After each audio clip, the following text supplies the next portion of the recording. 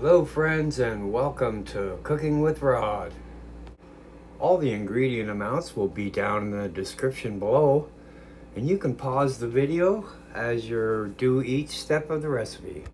If you make this recipe, please leave a comment and let us know how it went. And here we go. These homemade crispy onion rings are perfectly golden, crunchy, and absolutely addictive. Using a simple batter and classic frying techniques, you'll get restaurant quality onion rings right at home. Perfect as a side dish, snack, or burger topping. Once you try these, you'll never go back to frozen onion rings again. And we're gonna set our deep fryer to 365 degrees Fahrenheit or 185 Celsius. Alright, we're gonna slice our onions.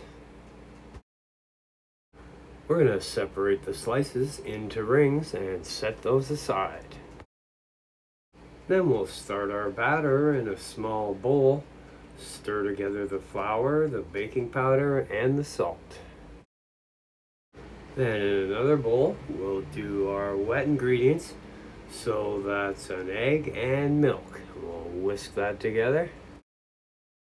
Then we're going to stir the egg mixture into the flour mixture and whisk that until it's very smooth. Okay, now we dip our onion ring into the batter. And we're going to coat that completely with the breadcrumbs.